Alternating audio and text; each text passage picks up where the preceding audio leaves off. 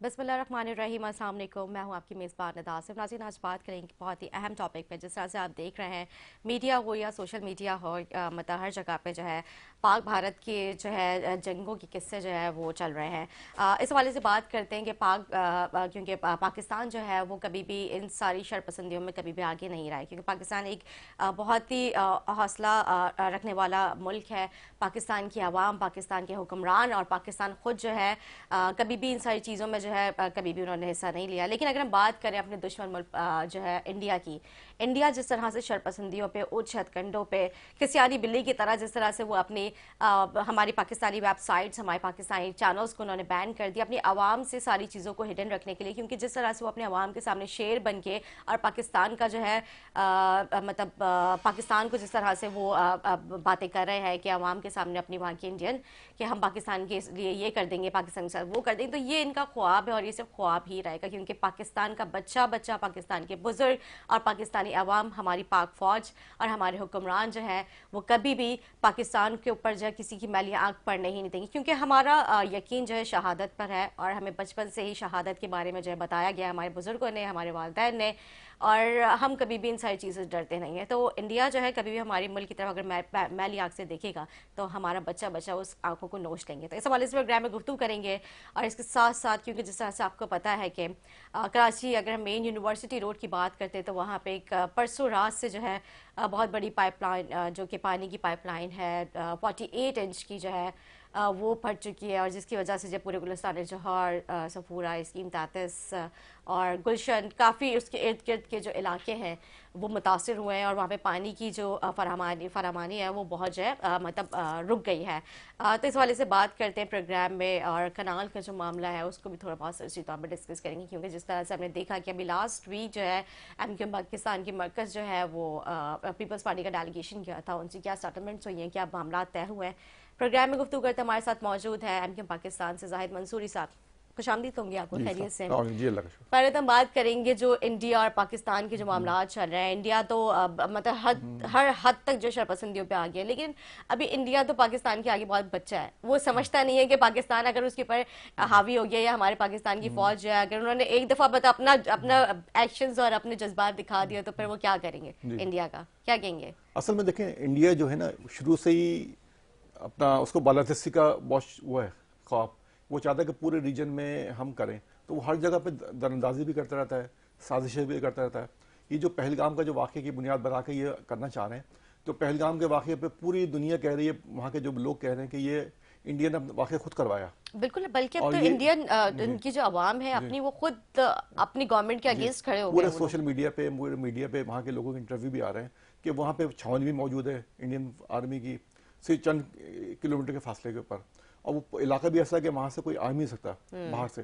इसका मतलब कि अगर ये सब कोई वाक़या हुआ भी तो इसका मतलब उनकी सिक्योरिटी की नाकामी है।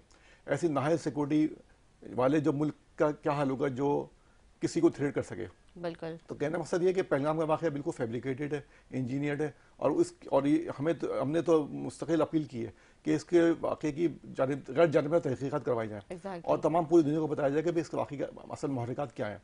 क्योंकि देखें, इंडिया जो है ना उसकी जो सियासत घूमती है बनिया के गिर्द घूमती है, और वो अभी 1000 साल तक मुसलमानों ने इंडिया पर हुकूमत की है और इंतहा अच्छा सलूक किया उनके साथ, और कोशिश ये की है कि भाई मुसलमान हिंदुओं के साथ मिलकर रहें। लेकिन हिंदू जो हैं वो कभी भी मुसलमानों के खैर ख्वाह नहीं रहे। कांग्रेस जब बनी, उन्होंने आते ही शुरू से ये किया कि जो है ना मुसलमानों को पीछे करने की कोशिश की, लेकिन सर सैयद पे, मौलाना मोहम्मद अली जौहर पे, अपना मौलाना शौकत अली, बी अम्मा, इन लोगों ने आके जो है फिर वो काम किए और मुसलमानों को जगाया, उनको तालीम दिलवाई।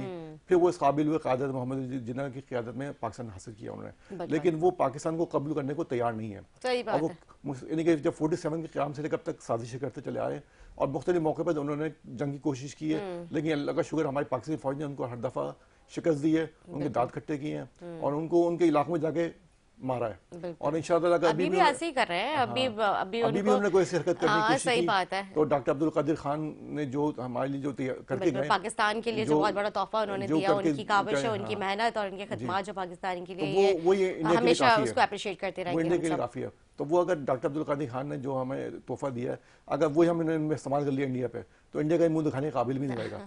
ये जो 1.5 अरब की आबादी का जो दावा करते हैं ना कि भाई हमारे पास 20-30 लाख फौज है, हमारे इतने जंगी जहाज हैं, वो सारे के सारे यानी कि सेकंडों में गायब हो जाएंगे। नहीं नहीं, अब मतलब बिल्कुल आप वो देखे ना जी अभी जो इनके हम मतलब जो अभी हम हाँ मतलब चाय वगैरह की जो बातें जी हो रही है सोशल मीडिया हाँ पे, तो अभी इनके जो है वो डीजी का मतलब एक वो ट्वीट आया कि पाकिस्तान के जो DGIS वो है कहाँ पे।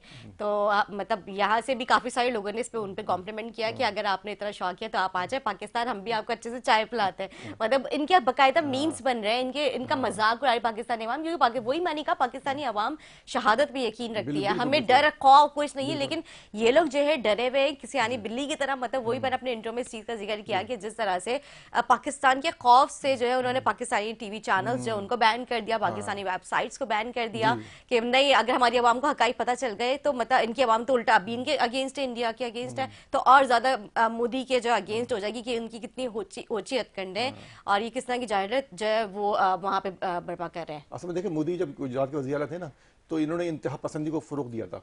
वहाँ बेशुमार हज़ारों मुसलमान शहीद कर दिए थे उन्होंने। लेकिन वो ये समझ रहे हैं कि पाकिस्तान में ये वैसा ही होगा कि वहाँ जैसे निहत्ते मुसलमान को मार के बड़े खुश हो रहे थे कि हमने मार दिया, तो वो इंशाल्लाह ताला ऐसा नहीं होगा। पाकिस्तान को वो सबक देगा कि उनकी 7 नस्लें याद करेंगी। मोदी के जो जहन है वो बिल्कुल वो अज़बियत वाला, कौम परस्ती वाला, हिंदू मत वाला, और उनके जहन में वही चीज़ें बसी हुई हैं कि हम ये ना कि जैसे हमने गुजरात में के लिए किया, इस और देर गए इलाकों में किया, मुसलमानों के खिलाफ बाबरी मस्जिद शहीद कर दी, तो क्या यहाँ भी कर देंगे? तो ऐसा नहीं होगा। यहाँ पे पाकिस्तान जो है, पाकिस्तानी फौज जो है वो शहादत के जज्बे 2-4 है। और जब यहाँ पे आपको याद होगा कि उनके एक पायलट आए थे, तो उनके पायलट को हमने परमान जो थे वो उनको हमने पकड़ लिया था हमारे लोगों ने, कुलभूषण यादव जो थे। जी कुलभूषण यादव, और उनको पकड़ के फिर यानी कि उनके जो पायलट थे वो अभी उनका नहीं, जो है उन्होंने बकायदा उनको हाँ स्टेटमेंट जो ऑन रिकॉर्ड जी है जी और बार बार वो मीडिया सोशल मीडिया पे इस चीज को चलाया जा रहा है कि उनका जो पायलट कुलभूषण यादव जब यहाँ पर आए थे और वो जिस नियत से आए थे और उनकी नियत को भी हमारी पाकिस्तानी जी फौज, हमारी एयरफोर्स के जवानों ने जो है नाकाम बनाते हुए जी उनको जो है अभी उनका भी तैयारा भी अभी भी वो गिरा और कल वो भी किस तरह से जख्मी हालत में जो है ना वो जी पकड़े गए थे। जी जी तो बात ये है कि हमने तो इस बार बहुत इज्जत से छोड़ दिया, लेकिन अगर अगली दफा इन्होंने मेरी आंख से देखा तो फिर हम लोग वो हशर करेंगे कि इनको लग पता बिल्कुल जाएगा, तो चाहे नहीं तो हम लोग पता नहीं क्या क्या फिर इनके साथ बिल्कुल सही करेंगे। बात है। अभी भी कल भी उनका राफेल तैयार मार गिराया, जी बिल्कुल, दो। वो दो। अब तो जाहिर जो बड़ा फख्र कर रहे हैं, राफेल तैयार हमारे पास है, हम ये कर देंगे वो कर देंगे, लेकिन अच्छा, हमारे बेचारों सिर्फ की हमेशा जो कोशिश हमारे होती है सिर्फ नाकाम ही जाती है, हाँ मतलब उनके मुझे लगता है ये प्रैक्टिस नहीं करते हैं, अब बस अचानक ही हमले करने के लिए इतने जज्बाती हो जाते असल हैं। में उनका जज्बा नहीं है ना। अच्छा, हाँ वो उनको उनको जो लड़ाई का तजुर्बा निहत्ते लोगों पे हमला करने का है सही बात कि है। वहाँ जो निहत्ते मुसलमान पे हमला करके बड़े खुश हुआ था कि हमने बड़े मार्का कर लिया। अब जब उनके सामने एक जंजू कौम है, पाकिस्तानी कौम एक जंजू कौम बल्कि है, मैं यहाँ एक पे मुसलमान कौम है। हमारे पख्तून भाई जो है उनको भी मैं अप्रिशिएट करूंगी जिस तरह से उन्होंने इस जंग के समय में जो है वो अपनी जो है मतलब खिदमत पाक फौज के लिए, मुल्क के लिए जो उन्होंने कहा है कि हम सब लोग हाजिर हैं इस मुल्क के लिए, तो देखिए बहुत बड़ी बात है। बच्चा बच्चा हमारे यहाँ का वो जज्बा रखता है और सब खड़े हुए हैं। इस वक्त तमाम जितनी कौमें में, चाहे सिंधी हो, चाहे महाजिर हो, पंजाबी, पठान, एग्जैक्टली, सब सभी मुत्तहिद हैं सब। और पाकिस्तानी फौज के साथ हैं। और जब भी पाकिस्तानी फौज अगर कहेगी कि भाई हमें यह करना है, हम उनके साथ लब्बे कहेंगे, और हमारी पूरी कोशिश होगी हम पाकिस्तानी फौज के शान के साथ लड़ें। पहले भी शायद आपको याद होगा 65 में जब जंग हुई थी, तो आम जो लोग थे ना बम बांध के टैंकों के आगे लड़ गए थे, इंडिया के आगे, टैंकों के आगे। तो इन्हें जज्बा देखें हमारे लोगों का जज्बा कैसा था, तो अभी भी वो जज्बा बरकरार है। और वहाँ की आवाम बेचारी मौत के नाम से खौफजदा हो जाती है। पाकिस्तानी फौज हमें अपील करे कि भाई आओ, तुम लोग आओ महाज के ऊपर चलो, फ्रंट लाइन पे देखे, फिर यहाँ से लाखों लोग जा रहे होंगे लड़ने के लिए। बल्कि तो अभी हमारे हाँ मैं अब अगर अपने घर की बात करूं तो मेरे भाई जो है वो सब कहते हैं कि नहीं, अगर ऐसा अल्लाह ना करे कुछ होता है सिचुएशन, लेकिन जाहिर है ये सिचुएशन, ये सारी चीजें तो वैसे भी कुरान में इन सारी चीजों का जिक्र है कि बिल्कुल कभी ना कभी तो सारी चीजें होंगी। बिल्कुल तो अगर ये वही घड़ी है, ये वही वक्त है, तो हमारे घर का बच्चा बच्चा वो तो इस मुल्क के लिए बिल्कुल हाजिर है। हम लोग तो जाएंगे बिल्कुल इंडिया के बॉर्डर पे लड़ने के लिए तैयार है। बिल्कुल हमें तो बस पाक से फौज अपील करेगी कि भाई आप आए, सही बात आवाम है। देखे, पूरी की पूरी कौम जो है ना वहाँ खड़ी होगी बॉर्डर बिल्कुल के इंशाल्लाह ऊपर, घर में कोई भी नहीं इंडिया को आएगा। फतह करने के बाद जो है फिर देखे इनके साथ होता क्या बिल्कुल है। इंशाल्लाह, बिल्कुल उनको बिल्कुल असल में ये लोग बेसिक ये जो मोदी और इनकी जो पूरी फौज है, पूरी बुज़दिल कौम है ये। बिल्कुल सिर्फ 79 लोगों पर मुबारी कर सकते हैं, 79 लोगों पर कर सकते हैं। हालांकि उनके कई सूबों में अलहदगी की तरह चल रही है, आसाम हो गया, नागालैंड हो गया, कई मुल्कों में, कई उनके सूबों में चल रही है, लेकिन वो उनकी तरफ तवज्जो नहीं दे रहे, और वो सारे की सारी तवज्जो हमारे पर मरकूज़ कर रहे हैं कि पाकिस्तान जो एक मजबूत माशत बन रहा है, उसकी माशत मुस्तहकम हो रही है, उसको हम एक आग नहीं भा रहे हैं कि किस तरीके से हम उनकी, हमारी माशत अच्छी हो रही है, हमारे लोग यहाँ पे फल फूल रहे हैं, तरक्की कर रहे हैं, तो वो उनको बर्दाश्त नहीं हो रहा वो, तो वो उनको सबको छोड़ के हमारी तरफ आ रहे हैं। लेकिन इंशाअल्लाह हमारी फौज और हम लोग, हमारी कौम ऐसा सब उनको सबक देगी कि उनको उनकी नानी याद आ जाएगी समझ में। इंशाल्लाह। लेकिन आपको लगता है कि इंडिया जो अपने उच्चत कंडे इनसे कभी वो बाज आएगा, ये मतलब अपने हथियार डालेगा? नहीं, इंडिया देखें ना, इसकी नेचर ऐसी है ना, इनको तो आवाम को, दुनिया को दिखाना होता है कि भाई हम जो है मजलूम है और पाकिस्तान जा रहे हैं। हालांकि पाकिस्तान एक अपने मुल्क एक वो है, उसको तो तरक्की करनी है, माशत को एक बूस्ट कर रहा है, वो माशत पे जा रहा है, उसको तो किसी से गर्ज ही नहीं है कि अभी हमें इंडिया क्या कर रहा है, अफगानिस्तान क्या कर रहा है। वो तो चाहता है कि मुल्क पूरी दुनिया में अमन अमान हो और जो भी मसले मसाइल हो रहे हैं वो मिल बैठ के बातचीत से हल हो जाए। पाकिस्तान ने कभी कोशिश ही नहीं की कभी कि जाके जाहरा करे, हमेशा इंडिया साजिश करता चला इस बार भी इंडिया नहीं किया। अफगानिस्तान में से जाते के वो वहाँ से साजिश करता है, वहाँ से हमले करवाता है, यहाँ से हमले करवाता है। तो हमारी तो कोशिश होती है कभी पाकिस्तान की, हमेशा हमने ये देखा कि हमेशा बहुत अच्छी पॉलिसी रही है कि आवाम यानी कि जो उसके पड़ोसी ममालिक उनके साथ मिलकर चले, उनके साथ अच्छा सलूक रखे और उनके साथ जो भी तजारत जो चल रही है वो उसको अच्छी तरीके से करे। अब देखें अफगानिस्तान जो है ना बिल्कुल वो है, उसके पास कोई पोर्ट नहीं है, लेकिन सारी तजारत जाती है कराची के जरिए पोर्ट के। तो पाकिस्तान कभी रिकॉर्ड नहीं डालता कि तजारत हो रही है, इंडिया से चीजें आ रही होती है, इंडिया में हमारा आप ये देखिए इनके डर का आलम देखें इंडिया के, इन्होंने अपने फिजाई जो पाकिस्तान की वो है, इंडिया की जो फिजाई हदूद है, उन्होंने पाकिस्तान के लिए वो भी बैन कर दिया है।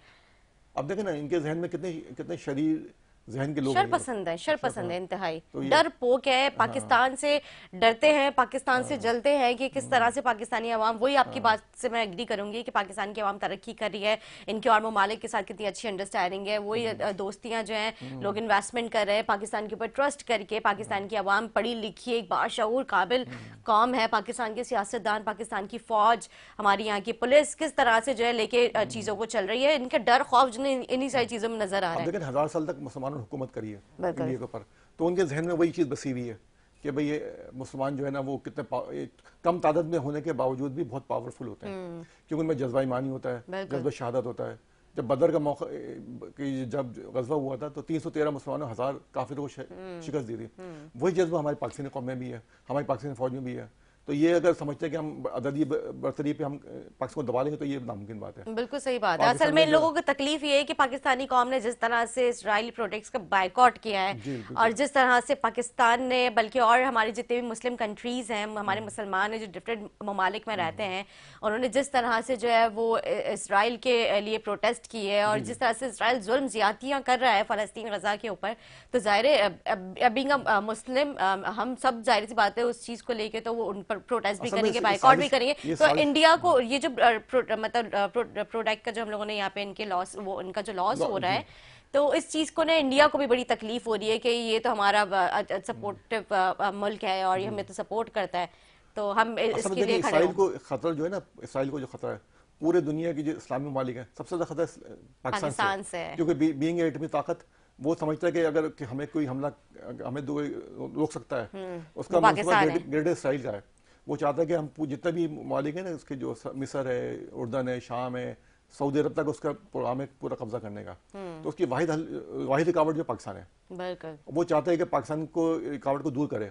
उसके लिए उसने अपने हलीफ जो उसका जो है यहूदियों का हलीफ जो है अपना भारत है, तो भारत को आगे कर रहा था कि भारत जो है ना पाकिस्तान भारत तो वैसे भी जो है पाकिस्तान का शुरू से दुश्मन है। साजिश ही है ये इसराइल की कि भाई अगर कोई इनको मुल्क टक्कर दे सकता है, कोई मुकाबला कर सकता है इसराइल का, सिर्फ पाकिस्तान है। उनको लगता है कि पाकिस्तान से इंडिया मुकाबला करेगा। हमारे साथ ऑन कॉल मौजूद है शर्जील गोपलानी साहब। शर्जील गोपलानी साहब, बात हो रही है पाकिस्तान और भारत के जो अभी इश्यूज चल रहे हैं, उस हवाले से आप क्या कहेंगे? देखिए, भारत तो हमेशा पाकिस्तान के खिलाफ ही रहा है पहले दिन से। अगर देखा जाए तो उसने एक्सेप्ट ही नहीं किया पाकिस्तान को किसी दिन भी। अगर भारत ने पाकिस्तान को एक्सेप्ट किया होता तो आज भारत की कंडीशन कुछ और होती, और जो है वो जो ख्वाब देख रहा था कि दुनिया में बिजनेस टाइगर बन जाए, तो वो शायद पाकिस्तान साथ होता तो बन सकता था। लेकिन अब जो भारत जिस मुहिम जही पे जा रहा है तो हमारे लिए तो बहुत अच्छी बात है ये। हम तो इंतजार में है कि एक दफा हमें मौका मिले और जंग शुरू हो जाए, तो भारत की जो है कंट्रोल करना और काबू करना हमारे लिए मुश्किल है, क्योंकि हमारे पास दुनिया की बेहतरीन फौज है और बेहतरीन दिमाग भी है अल्हम्दुलिल्लाह। तो हमारे इस वक्त जो इकोनॉमिकल भारत को जितना बड़ा नुकसान होना है, हमें तो इस चीज का फर्क नहीं पड़ना, क्योंकि हमारी अगर एयरलाइन देखें तो हमारी एयरलाइन बहुत नीचे का इस वक्त काम कर रही है, इस लेवल पे नहीं कर रही जिस तरह इंडिया की एयरलाइंस काम कर रही हैं। इस वक्त सिर्फ इंडिया की एयरलाइन बंद होने से इसको अरबों डॉलर का नुकसान है। सही बात है। फिर इसके बाद इकोनॉमिकल जो इसके शेयर हैं बाहर दुनिया के अंदर, अफ्रीका में जिस तरह ये काम कर रहे हैं काजू के ऊपर, या कॉपर्स के ऊपर इनका जो काम है, इनकी जो इन्वेस्टमेंट्स है, वो सारी डिस्टर्ब होंगी। अगर ये वॉर एकदम शुरू होती है तो इंडिया की इकोनॉमिकल पोजीशन बहुत ज्यादा वीक होगी और हमें उम्मीद है कि हम इसका बहुत जबरदस्त बेनिफिट और फायदा उठा सकते हैं। यकम मई के हवाले से भी मैं कहना चाहूँगा जी, आज मजदूर डे भी, बिल्कुल यकम मई का जिक्र करना चाहेंगे। अब बात यह है कि मैं आपके पास आती हूँ, शर्जील साहब से भी बात करते हैं, क्योंकि शर्जील साहब आज जो है वो यकम मई है, जितने भी हमारे पूरे मुल्क के जो मज़दूर हैं उनके लिए जो ये दिन रखा गया है उनकी छुट्टी के लिए। लेकिन अफसोस की बात यह है कि आज के दिन भी वो अपने घर की रोज़ी रोटी और अपने घर को चलाने के लिए जो है, क्योंकि जो डेली वेजर्स अगर हम उनकी बात करते हैं तो वो जो है मतलब अपने घर की दाल रोटी के लिए जो है आज का दिन भी जो है वो मजदूरी कर रहे होते हैं। क्या कहेंगे? बहुत अफसोस करने है।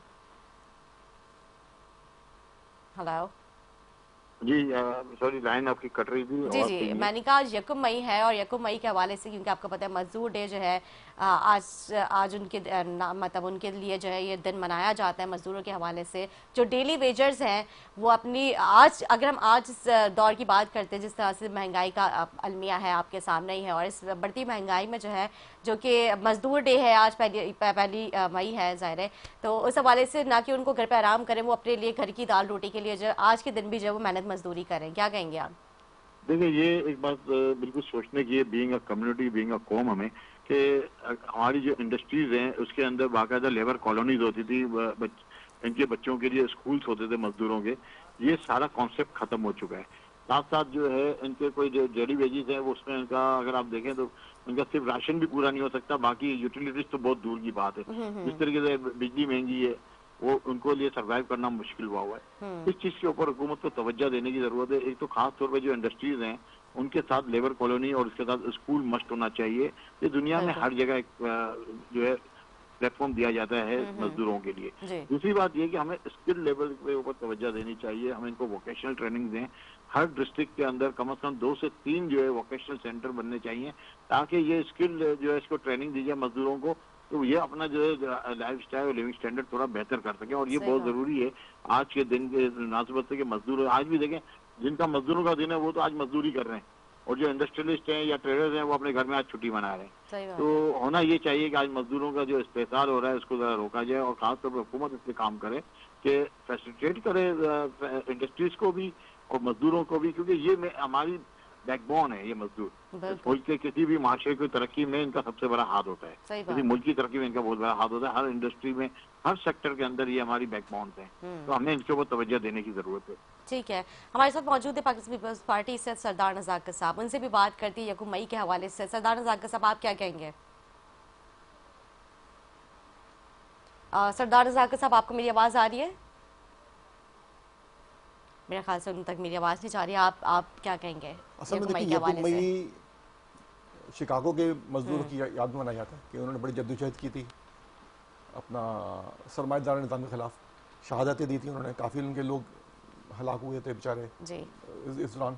उसकी याद में हम यकम मई मनाते हैं, लेकिन उसको तकरीबन 200 साल से ज़्यादा का वक्फा हो चुका है इस वाक़े को हुए, लेकिन अभी तक उनको हकूक़ नहीं मिल सके मजदूरों को।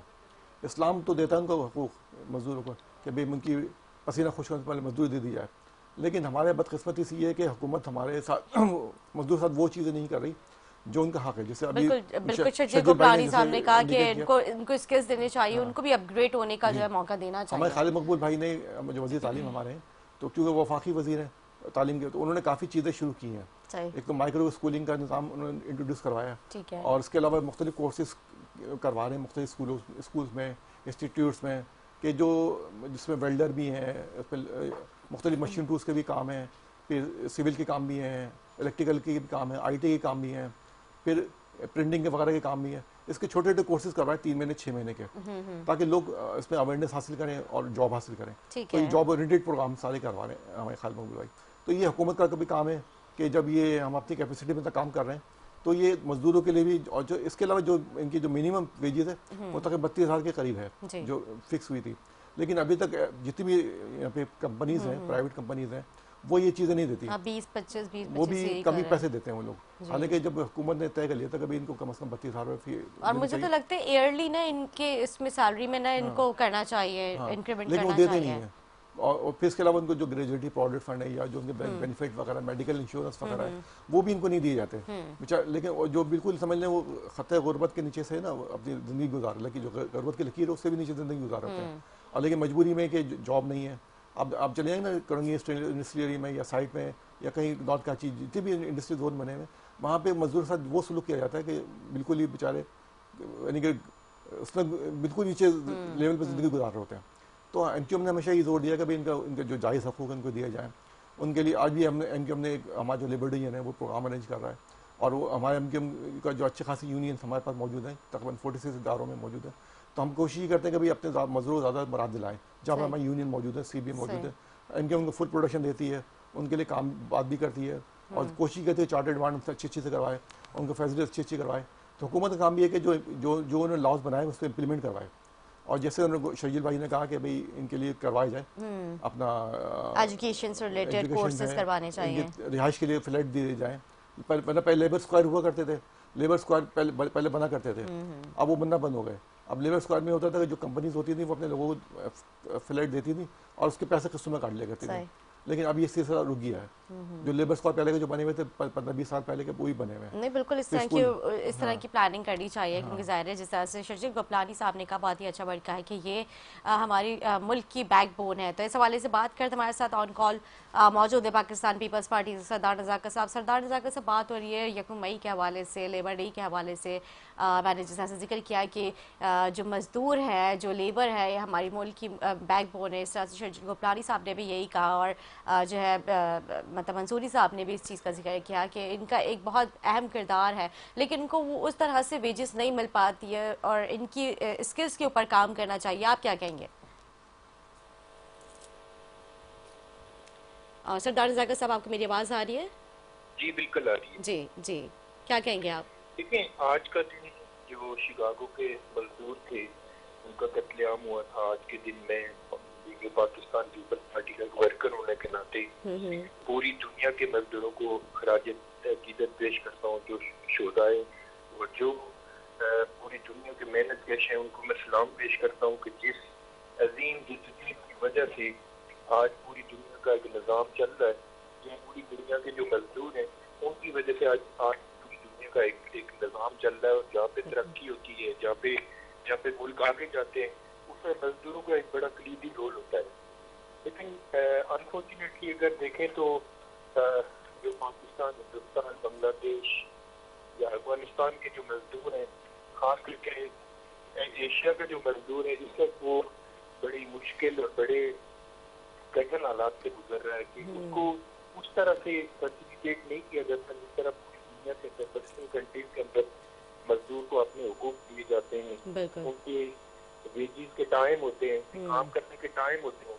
इस तरह मैं समझता हूँ कि आज भी हम अपने मजदूर को फैसिलिटेट नहीं कर रहे हैं। आज के दिन हमें ये तजदीद ऐड करना चाहिए कि हम जो भी लेबर क्लास है पाकिस्तान के अंदर उसको हम पूरी तरह से इंडिविजुअली या हुकूमती सतह पे उसको हम लोग फैसिलिटेट करेंगे।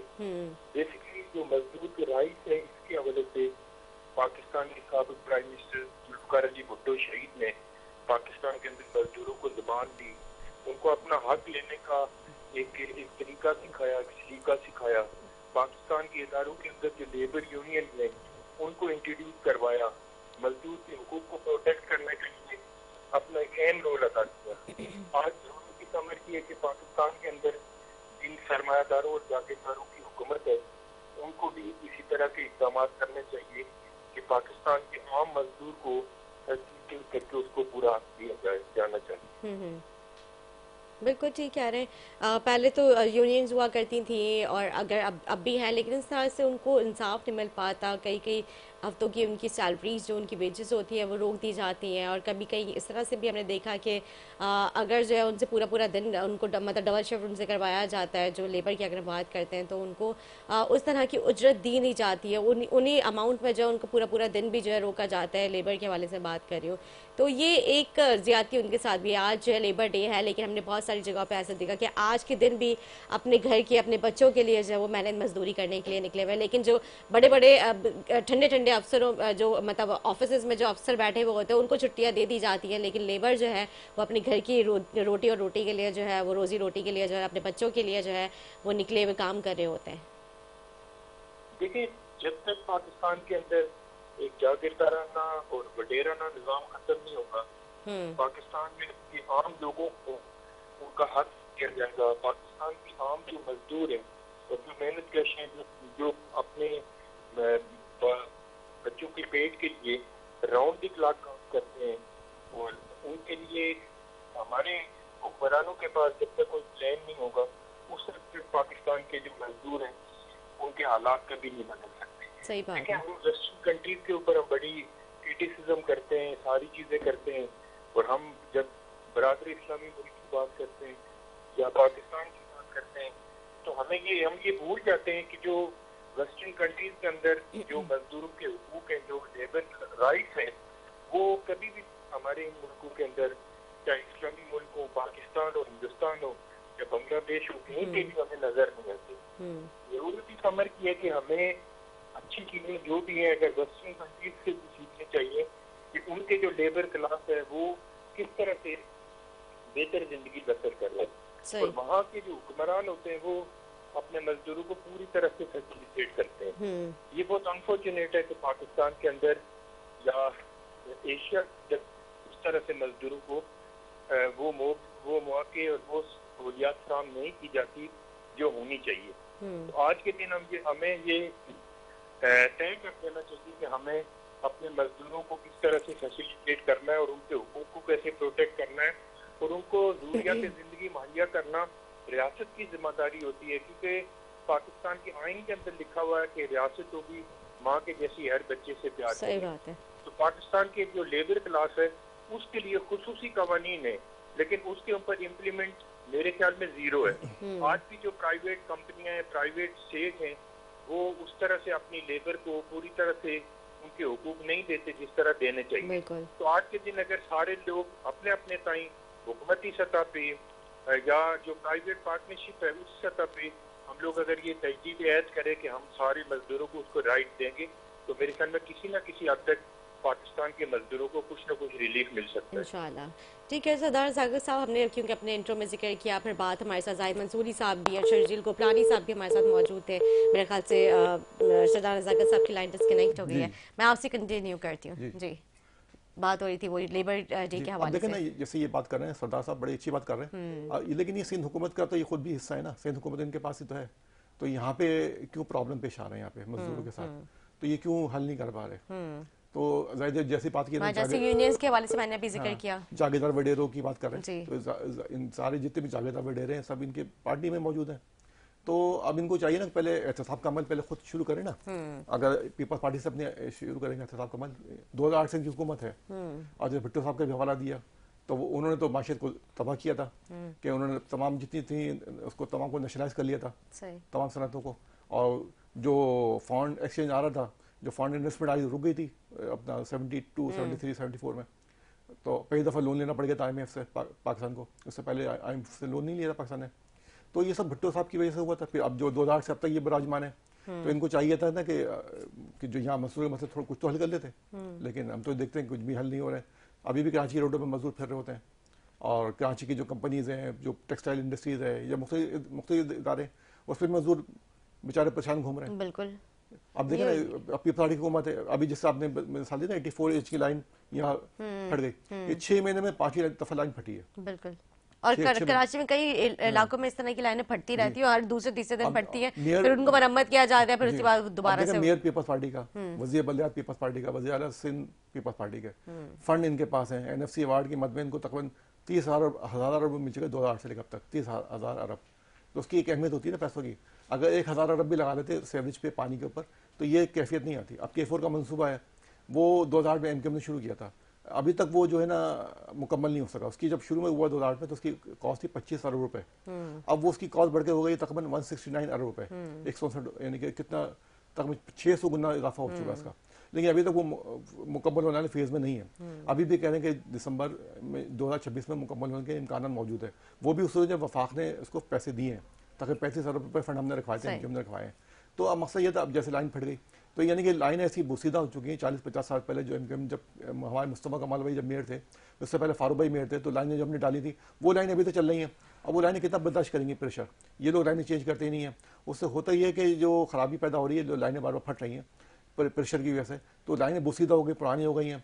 अब वो जो पैसे जो ये करप्शन के दर में चले आते हैं, बाहर मुल्क से दुबई चले आते हैं, बाहर चले आते हैं, लंदन चले आते हैं पैसे, वो पैसे भी अगर यहाँ तो उसका 10% भी अगर कराची में लगा दें या सिंध में लगा दें, तो ये जो लोग पानी के लिए तरस रहे हैं वो नहीं होगा। अच्छा जाहिद साहब, अभी आपने कहा कि बाहर चले जाते हैं, लंदन चले जाते हैं, दुबई चले जाते हैं, तो ये कौन लोग हैं जो पैसे इधर से उधर जो है वो ट्रांसफर अभी कर रहे देखें हैं? ना, लांच कौन पकड़ी करप्शन गई थी, करते अभी हैं? लांच पकड़ी गई थी पूरी, क्या कहते हैं ना, यहाँ पे पूरे नोटों से भरी हुई लांच। अच्छा जी, तो उसमें पूरे पैसे भरे हुए थे, तो कौन यहाँ से कौन करप्शन करेगा? पैसे जैसे हुकूमत ही करेगी करप्शन। यानी कि समझ लें 2008 से लेकर सिर्फ 100 MGD पानी आया है कराची में, सिर्फ 100 MGD पानी आया है इजाफी, मतलब टोटल जो पानी मिलता है कराची को वो मिलता है 450 MGD। ठीक है। और टोटल इसको जो सेंक्शन है वो 625 MGD सेंक्शन है, लेकिन वो लॉस होता है। फिर अब वहाँ से हब कैनाल से पानी आता है, हम अपडेट से पानी आता है, वो भी बराए नाम आता है, पूरा नहीं आता पानी। तो लोग देखें ना, आप चले आए औरंगी चले आए, औरंगी में 2 महीने बाद पानी आता है, बल्दिया चले आए तो 3 महीने बाद पानी आ रहा था, कोरंगी चले आए, लांडी चले आए, सब जगह आपको पानी की किल्लत मिल रही होगी। क्यों मिल रही होगी? उसकी वजह इसके पीछे पीपल्स पार्टी है कि वो उसको इंटरेस्ट नहीं कराची के मसाइल से, और वो मेयर होने के बावजूद आप देखें यहाँ पे यूसी चेयरमैन को मिलते हैं 12 लाख रुपए। ठीक है, 246 कॉन्स्टिट्यूंसीज हैं, पूरे 246 यूसीज हैं पूरे कराची में, तो टोटल इनका बनता है तकरीबन 30 करोड़ बनता है हर महीने के इनको मिल रहा है। इसके अलावा 26 टाउन है, हर टाउन को तकरीबन 5 से 6 करोड़ मिलता है महीने का सैलरी उसको मिला के, तो उसके अच्छा खासा इनको पैसे बचाते डेवलपमेंट के लिए। लेकिन इसमें जमात इस्लामी के लोग भी शामिल हैं, पीपल्स पार्टी के लोग भी शामिल हैं, कोई भी शख्स कराची को ओन नहीं करता। कराची के मसले के लिए कोई भी शख्स वो नहीं करता। आप देखें ना, मुर्तज़ा वहाब है, वो कहते हैं मुझे शर्मिंदगी के मैं ये जो अपना मनसूबा चल रहा है अपना रेड लाइन वाला मनसूबा, सफूरा से लेकर जो अपना BRT रेड लाइन जो है, अभी तक 3 साल लोग उसको बने हुए, उसकी वजह से तो बहुत ही बुरा हाल है। और मेरे ख्याल से एक वजह ये भी है कि बार बार रोड खोदते जाते हैं, फिर पाइपलाइनें फटती हैं, सर्विस की लाइनें फट जाती हैं, ये भी इसकी एक वजह है। अब देखें ना, 3 साल हो गए इसको शुरू हुए, अभी तो मुकम्मल नहीं हो सका। अब लाहौर चले आए, वहाँ तो साल में 6 महीने में ना पता चला फ्लाईओवर बन गया। अब आदमी एक दफा लाहौर गया तो पता चला अगले में 2-4 महीने बाद गया तो वहाँ पता चला वहाँ फ्लाईओवर बना हुआ है। कितने प्यारे बनाए हैं। करप्शन नहीं है वहाँ, करप्शन का रेट बहुत ही माइनर सा है, और यहाँ पे 40% के बाद करप्शन की होती है। 40% तो करप्शन कर लेते हैं, उसके बाद फिर मजीद करप्शन करते हैं। अब 10 करोड़ का प्रोजेक्ट है तो पता चला वो 10 करोड़ पे करप्शन में चले गए, अब प्रोजेक्ट की पैसा ही नहीं है। अब मुनव्वर चलेंगे बाईपास अंडरपास बन रहा है, अब वो उसकी कॉस्ट लगी थी अपना तकरीबन 150 मिलियन रुपए, अब उसकी कॉस्ट हो गई है तकरीबन 300 मिलियन करीब हो गई है। अच्छा, यानी कि मतलब 20 करोड़ का इजाफा हो चुका है उसके ऊपर। अंडर बाईपास तो उधर का अच्छा, वो जब ये बनने जा रहा है, अभी बन रहा है। अच्छा, उसकी जो डेट दी थी उन्होंने जून, एक तो बन गया है, एक और बन रहा है। उसकी डेट दी थी, कंपटीशन डेट दी थी जून 2025, तो अभी तो ये जून तो करीब है जी। अब देखें, अंदाजा कर लें, जिसकी 2 महीने तकरीबन। उसकी जो डेट कंपटीशन दी थी 2024 की दी थी। तो पीपल्स पार्टी की हुकूमत का तो यह हाल है कि उसकी कोई कुल सीधी नहीं होती है। अब पैसे जितने उसके फंड आते हैं हुकूमत देती है, वफाकी हुकूमत सारा करप्शन कर लेते हैं। एमक्यूएम पूरी कोशिश करती है कि फंड दिलवाए किसी तरीके से। अभी भी एमक्यूएम ने 15 अरब का फंड दिलवाया अपने MNS को, तो वो उस पर काम शुरू हो जाएगा इंशाल्लाह। तो वो, लेकिन वो रोडों पे काम, रोडें बन जाएंगी। अच्छा, ये जो भी जौहर में जो इन्होंने अभी अंडर बाईपास बनाया था, उसमें जो उन्होंने वो ब्लॉक ब्रिक्स जो लगाए थे, वो इंतहाई खराब नहीं कहते, मतलब उससे कितने टायर्स खराब हो रहे हैं लोगों के। बिल्कुल, गाड़ी खराब हुई, गाड़ियां खराब हो जाती हैं, लोगों की पत्थर की ऑपरेशन जिसको करवाना वहां से गुजर जाए। सही बात है, बुरा हाल ही है वैसे भी। ना, अब वो मुर्तज़ा बेचारे उल्टे लटके हुए हैं, वो कुछ नहीं कर नहीं पा रहे, कब्जा मेयर है उनके पास, कुछ उनसे कहो तो शर्मिंदा होता है, भाई मुझे शर्मिंदागी है, हर बात में क्या शर्मिंदागी है, भाई तुम किस बात के मेयर हो? अच्छा, वो तो नहीं कहते, वो तो कहते हैं कि हमें तो कोई शर्मिंदगी नहीं है, हम तो काम कर रहे हैं। अच्छा, मैंने उनको ही कहते हुए नहीं सुना कि मुझे शर्मिंदगी है। नहीं, अभी उन्होंने प्रोग्राम में बोला है। अच्छा, लास्ट किसी प्रोग्राम में कहा होगा, रेड लाइन पर मुझे शर्मिंदगी। चले, उस चीज पे अगर है तो वो तो जाहिर सी बात है, उनके लिए वो सवाल बनता भी है कि इतने सालों से प्रोजेक्ट चल रहा है, उसको एटलीस्ट अब तो खत्म हो जाना चाहिए था। हमने लास्ट 2024 में सुना था कि वो प्रोजेक्ट जो है वो एंड हो जाएगा। अब देखें ना, लाइन टूटी ना ये कराची यूनिवर्सिटी के ऊपर, अब वो पानी जो है ना समझ ले जाता है लियारी तक। ठीक है, अब लियारी तक के लोगों को पानी चला गया। 6 महीने पहले कई दफा पानी ऐसा हुआ, पानी लाइन टूटी, पानी चला गया। अब मुस्तकिल प्रॉब्लम चल रही है। अब यानी कि हुकूमत पीपल्स पार्टी की हुकूमत किसी भी चीज में संजीदा है ही नहीं, सिर्फ इस चीज में संजीदा है कि करप्शन कितनी करनी है। वो कोशिश करते हैं कि जो भी बाहर से अभी, अच्छा इसके लिए पैसा दिया था एशियन डेवलपमेंट बैंक ने दिया था, अच्छा दोनों के लिए, अंडरपास के लिए भी और उसके अपना BRT के लिए भी, लेकिन दोनों में जो पैसे डॉलर में पैसे आए वो दोनों पे इन लोग पूरी हुकूमत खा गई। अब वो पैसे का पैसे ही नहीं है मस्जिद काम करने के लिए, तो अब वो काम कैसे करें? इसी वजह से ठेकेदार काम छोड़ के चले जाते हैं, इसलिए काम मुकम्मल नहीं हो रहा। अब ठेकेदार को पेमेंट चाहिए, अब उसने काम कर लिया, अब उसको रनिंग बिल चाहिए होता है। अब रनिंग बिल के लिए हुकूमत बोलती है कल आना परसों आना, मुर्तज़ा बोलते कल आना, पहले मेरा कमीशन दे दो फिर मैं देखेंगे पैसे। अच्छा, मुर्तज़ा वहां अपना कमीशन रखते हैं इसमें? सब रखते हैं, पूरा सिस्टम है ना, सिस्टम का हिस्सा है ना, ये सिस्टम कहलाता है। तो ये जो सिंध हुकूमत ने जो सिस्टम शुरू किया इसमें सबसे ये कि 40% जो है स्टार्टिंग से ये हिस्सेदारी होते हुए आ रही है। जी, जितनी हुकूमतें आई हैं, जितनी बल्दियात आई हैं, सबके नहीं, तो ये असल में सिस्टम शुरू किया 2008 में शुरू किया। पहले ये सिस्टम में करप्शन का रेट कम था, अब रेट जो है ना 40% बढ़ के 80% हो गया। अच्छा, मतलब जब मुस्तफा साहब का जो दौर था तो उस वक्त भी सेटलमेंट हुआ करते थे, इस तरह भी वो करप्शन की बोलियां लगती थी। उस वक्त निचले लेवल पे करप्शन होती थी, बहुत माइनर सी। ओके, तो उस वक्त जैसे देखो परवेज मुशर्रफ 300 अरब रुपए दिए, अब 300 अरब के 300 अरब रुपए लगे, आपको पूरा शहर नजर आ रहा होगा, फ्लाई ओवर भी बने, अंडर पासिस बने, और 5 साल के अरसे में बने। और K3 का मनसूबा उस वक्त अनकम्प्लीट था, तो ये मुकम्मल करवाया, उसके पैसे जो थे वो दिए। फिर K4 का मनसूबा स्टार्ट किया, उस पर भी काम शुरू हुआ था। तो ये सब इनकम करती चली आई है। इनकम ने कोशिश की भाई पैसा लगे, हाँ जेबों में ना जाए, लेकिन पीपल्स पार्टी का मंशूर ये कि जेबों में जाए लगे ना। ठीक है, तो ये इस चक्कर में लगे थे। ठीक है, thank you very much for coming Zahid Mansuri साहब, आपने अपना टाइम दिया। उम्मीद करती हूँ नाज़रीन का हमारा प्रोग्राम अच्छा लगा। इसी के साथ अपनी मेज़बान नता से इजाज़त, अल्लाह हाफ़िज़।